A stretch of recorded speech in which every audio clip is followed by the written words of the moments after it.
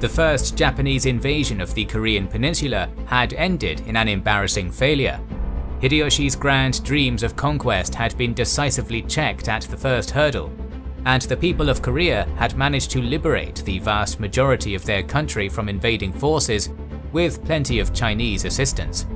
However, the Japanese still controlled a string of coastal fortresses on the southern coast of Korea, and these bridgeheads would serve as the springboard for a second invasion when negotiations proved futile. Welcome to our final video on the Japanese invasions of Korea, concluding with the Battle of Noryang Strait. Now, speaking of Japan, the sponsor of today's video, Bokksu, offers a truly unique product. Bokksu is a monthly snack box subscription that partners with century-old family snack makers to deliver exclusive Japanese snacks and tea pairings to your door. Every month you'll receive a box with a different theme and different snacks. It's a gourmet journey through Japan every month. If you order Bokksu this month, you'll get the special Mochi Mochi Mochi and will be able to snack on Satuchi Lemon Mochi. It's highly recommended. Bokksu has sent us one of these boxes, and let me tell you, once we started tasting it with our friends and loved ones, it was impossible to stop. You can order an individual box, single month, or multi-month subscriptions, starting at $36.99 per box. Auto-renew with the option to pause or cancel anytime. Your first box will ship out within 1 to 2 weeks straight from Japan. Ordering Bokksu is one of the best ways to bring Japan into your home. So get 10% off your own authentic Japanese snack box from Bokksu and save up to $47 using our code and link in the description. Don't forget that this also supports our channel. King Seonjo arrived back in the Joseon capital of Seoul on October 24, 1593, after an exile of more than a year. Though the majority of his country had been reclaimed, it was completely drained of resources, and its population were in the grips of terrible famine. Royal treasuries sat empty, many productive settlements had been destroyed, and much economic devastation had been caused by the war. The rebuilding effort would be headed by the newly appointed Prime Minister Ryu Song-ryong, who prioritized national defense. All over the nation, and especially in the Japanese-occupied south, the Joseon government began to construct impregnable mountain fortresses, situated to take advantage of the terrain. The location of these fortifications gives credence to the idea that the strategic approach had changed. Instead of attempting to halt the Japanese as soon as possible, a defense-in-depth strategy would be employed. Furthermore, modernization reforms in the Joseon military were undertaken from late 1593 onwards. Unit organization was tuned and adjusted. New weapons such as modern firearms and more advanced battle tactics were adopted. Reconstruction throughout the following years gradually brought normalcy back to Korean life. But this also came with the dangers which had plagued King Seonjo's court before the war. Factional court politics now re-emerged. The labyrinthine rivalry between Westerner and Easterner factions reignited with greater intensity than before. The Prime Minister was a prominent member of the Easterner faction, but going after a man of his lofty status was too dangerous, so his enemies decided on a softer target. Admiral Yi Sun-shin was a childhood friend of Ryu Song-ryong and had recently been promoted to commander of the Korean Navy in the south. Throughout the first invasion, Yi's underling, Won Gyun, cunningly intrigued against the victorious Yi, constantly sending unfavorable reports northward, grounded in nothing but lies. This factional infighting did not bode well, as diplomatic failures between Japan and China prompted the ailing Toyotomi Hideyoshi to prepare a second invasion. In comparison to the grand continental conquest envisioned in the prior assault, this second attack was to be a simple grab for Korea's southern half. One of the most important lessons learned by the daimyo was just how critical of a threat the Korean Navy was. So the Japanese commanders aimed to achieve supremacy at sea by two means: assembling a far stronger fleet than the one before, and weakening the enemy navy by neutralizing its prodigious commander, Admiral Yi. Japanese forces began heavily reinforcing their armies in Korea. In addition to the roughly 20,000 remaining garrison troops in the coastal Wejo fortresses, 121,000 more soldiers were to be mobilized. Under the supreme authority of the 15-year-old Kobayakawa Hideaki, Japanese soldiers ever so slowly began returning to enemy soil in March of 1597. After they did, Hideyoshi's forces did not launch an instant assault, but instead waited for months on end, waiting for harvest season. By plundering local farmers in this plentiful time of year, the Japanese forces could live off the land more easily, relatively unaided by vulnerable supply lines. Moreover, Hideyoshi's plan was to march through the southwest province of Cholla, known as the breadbasket of Korea. Before the land invasion even began, events at sea were to prove utterly disastrous for the defenders, as Japanese intrigue bore fruit. Kenichi Yokunaga sent a spy named Yujiro to inform the Korean High Command that he was eager to extinguish his rival, Kato Kiyomasa, for good. To this end, he provided a precise location as to where the lethal Korean Navy could easily ambush the hated commander at sea. The gullible Joseon court believed him and sent Yi Sun-shin the order to prepare the attack. Upon receiving this order, Admiral Yi was immediately suspicious. Not trusting the Japanese given information and thinking that this sounded far too easy, the admiral refused to obey.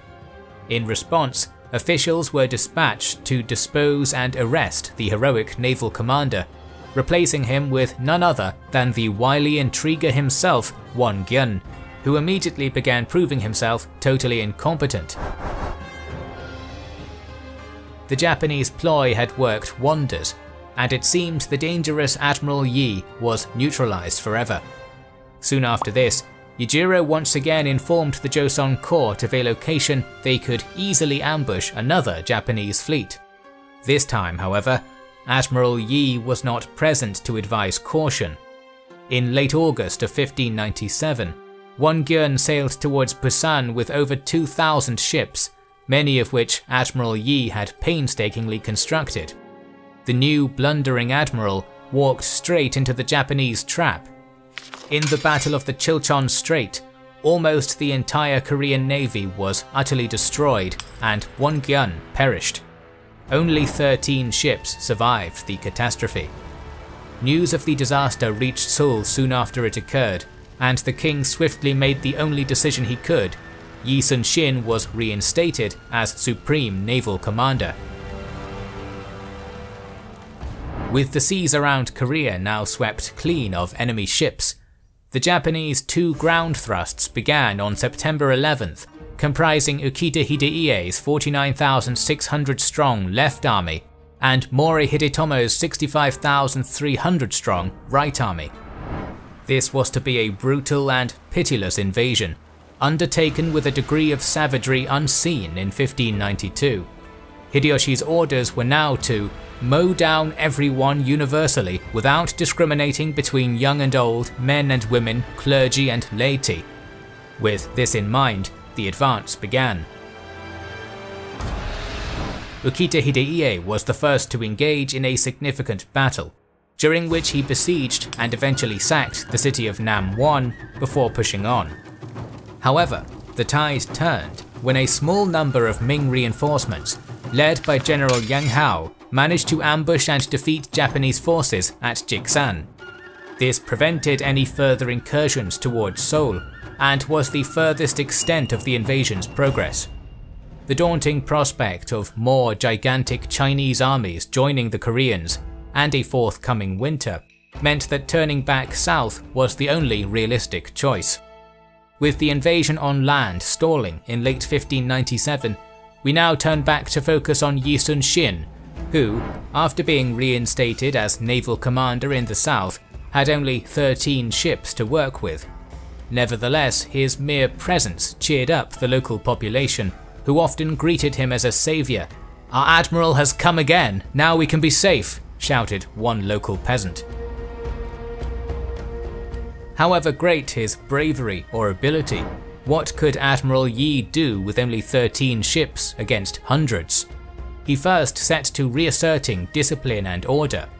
Guards were posted to protect armories and storehouses, cowardly officials were reprimanded and sent back to work, officers and enlisted men were flogged for dereliction, and civilians punished for any offense. Through these harsh means, Yi restored to himself what traditional Chinese military doctrine dubbed awesomeness, a mix of fear and respect a leader needed to command effectively. Reaching his small fleet at Huryongpo, he immediately retrofitted all vessels to serve as makeshift turtle ships, with sturdy timber sides and spiked roofs to protect the crews. When this was done, Yi sailed kilometers west to Orenpo, which had a more open harbour. It was about this time that Yi received intelligence that the main Japanese war fleet was after him, so he retreated to the island of Chindo further to the west. A 13-strong scout fleet tried to destroy Yi on the 17th of October, but was fought off without much difficulty. In the days after this minor skirmish, the main Japanese fleet arrived at Orenpo and began building up its strength. As they did, Yi spent his time carefully observing the properties of surrounding bodies of water, noting the current speed, direction, and time of the tide. Of particular interest to the admiral was the narrow Myeongyang Channel, a stretch of water only 250 meters wide at its narrowest point. The current was also among the fastest in all Korea, moving at a faster speed than Japanese ships could travel. This was the perfect place to make a final stand. On October 24th, Yi received further intelligence that a 200-ship-strong fleet was getting closer and pulled his fleet through the Myeongyang Strait the next day, anchoring his fleet in the open water just outside it. Beyond Yi's 13 combat vessels was a long line of fishing boats packed with refugees. By arranging these vessels in a mock battle line, the admiral hoped that the Japanese would assume his own squadron was merely the vanguard of a larger force.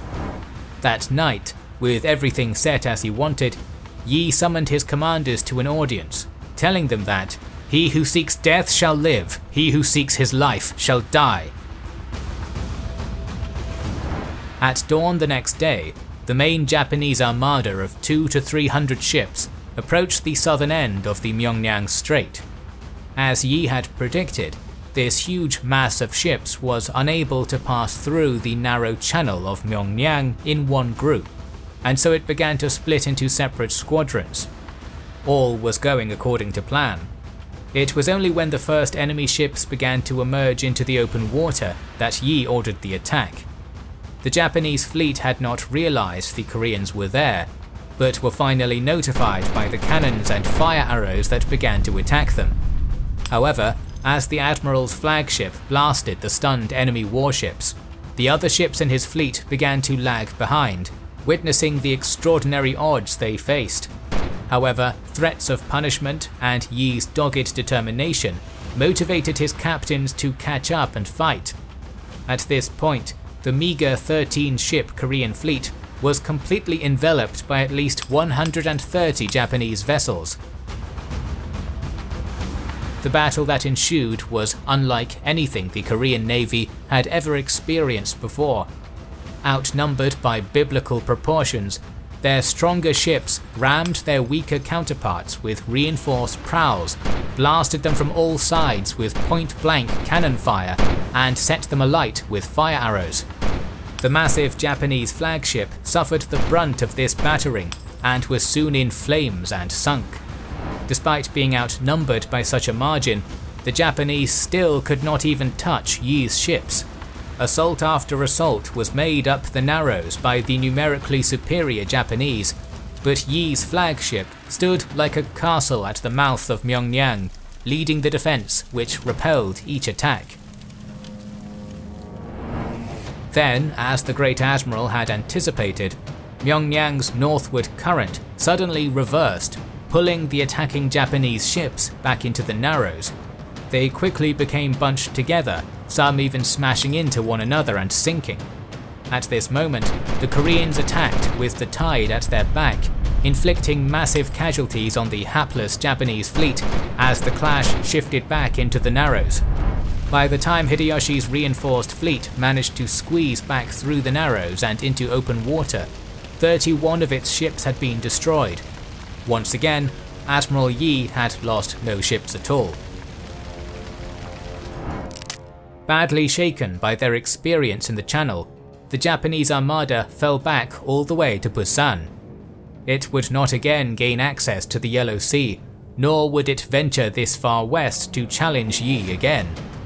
Unfortunately for the triumphant commander, bad news arrived a month after the victory at Myeongnyang. His son had been killed defending his home from invading Japanese soldiers. Yi was deeply affected by this, and he fell into a deep depression. Carrying the weight on his shoulders, he nevertheless began to rebuild the Joseon Kingdom's naval power. By March of 1598, 61 warships were ready for combat, and a further 39 were under construction at the many shipyards of Korea. Accompanying the successes at sea were further victories on land. Ming reinforcements had arrived, and joining with the Korean forces, now pinned the land armies of Hideyoshi in their chain of coastal fortresses.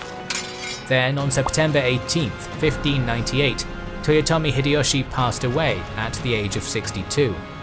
This was the final nail in the coffin for Japan's attempted Korean conquest. One of his final orders was for the conflict to be brought to an end, and for all his soldiers to return home. Both Hideyoshi's son Hideyori and other powerful daimyo such as Tokugawa Ieyasu were also eager to see the costly war stopped. In addition, the Ming were receptive to the idea of allowing Kanishi Yukinaga and the other Wajjo garrisons to escape. The vengeful Koreans, however, were not going to accept this. Putting their naval dominance to good use, Admiral Yi tightly blockaded Yukinaga inside Suncheon. Despite Yi's insistence that the Japanese not be allowed to escape, Yukinaga's diplomatic pressure on the Chinese eventually allowed one ship to escape. This craft then signalled the rest of Japan's Wajjo naval forces to rendezvous inside the bay at Sachon to prepare for the voyage home. After Yukinaga failed to show up, the Japanese forces realized the situation he was in and sent 500 ships to break the blockade. Informed by scouts and local fishermen as to what was happening, Yi anticipated that the Japanese would take the direct route between Sachon and Suncheon through the Noyang Strait. He was correct. Having drawn up his ships in the open sea just west of the narrow strait, a surprise attack was launched at 2 AM on the 17th of December 1598. Within hours, almost half the Japanese fleet was burned or sunk. Admiral Yi was in the thick of the fighting, wielding a bow personally when the allied Chinese flagship was attacked. By dawn, Japan's ships were retreating, and Yi ordered a ceaseless pursuit. As the Koreans caught up, a stray arquebus ball from a Japanese sharpshooter struck Yi Sun-shin in the left armpit. The Great Admiral was dead in minutes, but 450 out of the 500 enemy ships were shattered at Noyang. The tactical brilliance shown by Yi in this battle at Myeongnyang, Hassando, and others probably saved Korea. By the closing days of 1598, all Japanese forces had left Korea. With their departure, the devastating 6-year-long conflict was finally over. Nevertheless, the effects of the war would be profound for all three nations that took part in it. In 1600, the only prominent daimyo who avoided draining his resources in the costly Korean expedition, Tokugawa Ieyasu, was able to triumph over a loose coalition of his enemies at Sekigahara. Many of the daimyo who were defeated in that battle had fought in Korea, including Ukita Hidei, Mori Hidemoto, and Kanishi Yukinaga. As we might expect, Yukinaga's bitter rival Kato Kiyomasa fought on the other side and finally got his own back. As a result of Sekigahara, the Tokugawa clan would rule Japan for 2.5 centuries to come.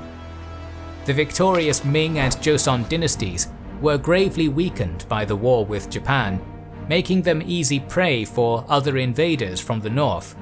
In 1644, the 278-year-old Ming dynasty finally collapsed due to a fatal cocktail of internal rebellion and Manchu intervention.